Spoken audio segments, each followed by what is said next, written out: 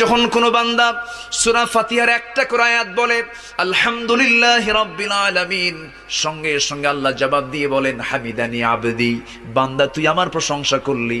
আর রহমানির রহিম যখন বলে আল্লাহ বলেন আসনা আলাইয়া আবদি।